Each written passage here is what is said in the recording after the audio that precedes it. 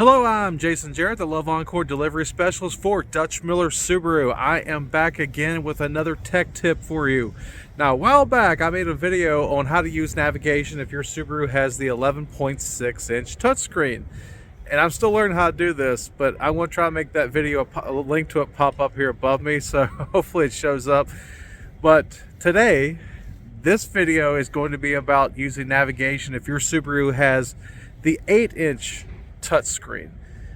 All right, so we're going to cover how to do that. So let's hop in a car and show you how to use it. Okay, now obviously we're on the map in this car for the navigation. So to use it, what I'm going to do, bottom left corner, I'm going to hit menu, and then I'll hit that option that says search for destination. Now, in this box, I can put an address if I got the address for where I'm going. You can also put in a business, okay, any business names. You can also do a generic search if you want to. I could put in, as an example there on the screen showing us, I could put in pizza, or tacos, hamburgers, anything like that. So for this video, just to keep it simple, I want to use a business, so I'm just going to put in Starbucks.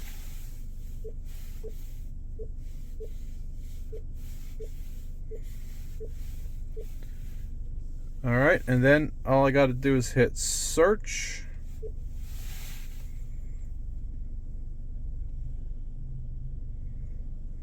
All right, now it's going to bring up the results. Now, you might occasionally see something like you see the first option there. It says Starbucks Town, and I'm assuming maybe that's Wilmington, North Carolina. It might find something like that, but down below it, you will find the local results for the places I'm trying to go to. So I'm just going to select that second option.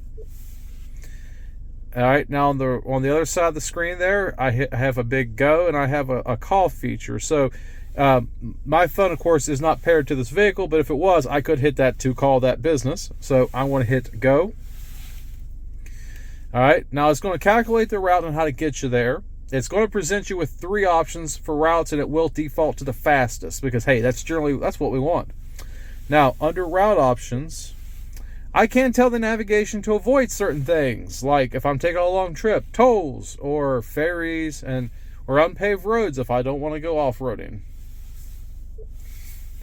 Now, also on this screen, if you want to save something to your navigation, like friends, family members, or if you have a vacation home, what I can do is up here next to Starbucks, I can hit the star, and that saves it as a favorite.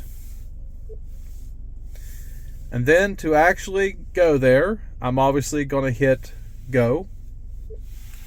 Turn right onto Patrick Street Plaza. Then, after 400 feet, turn left. So there you go. She's already telling me what I need to be doing. Bottom right corner, you will see your estimated arrival time for when I would arrive if I was actually driving there. So I am going to hit menu, and then I would hit cancel route, since I'm not actually going there for any drinks right at the moment. Now, some other things you can do, if you hit menu and then hit that second option, nearby places.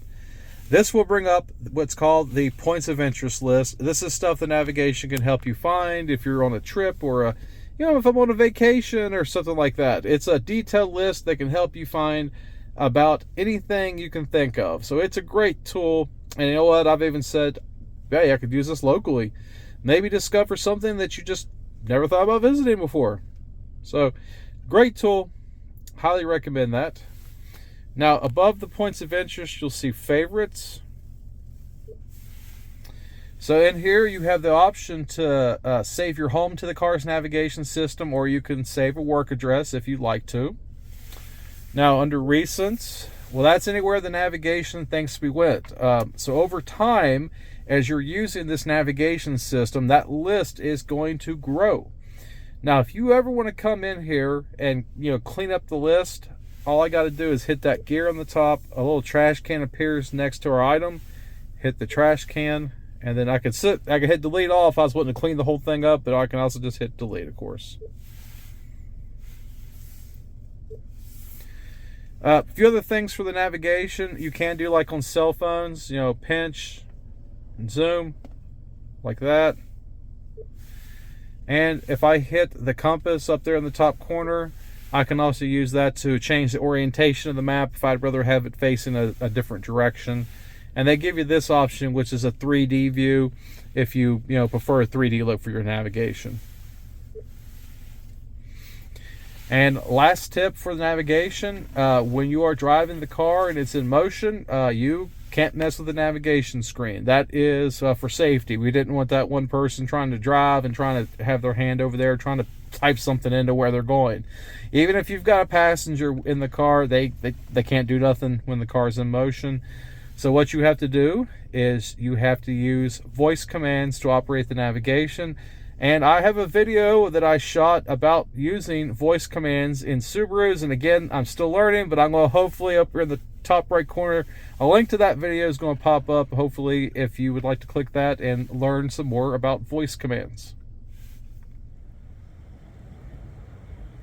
So there you go. There's using navigation if you've got that 8-inch touchscreen. So thank you so much for watching. Please like and subscribe. I would really appreciate those things. I am trying to get myself to 1,000 subscribers, so I would really appreciate it if you could do that for me.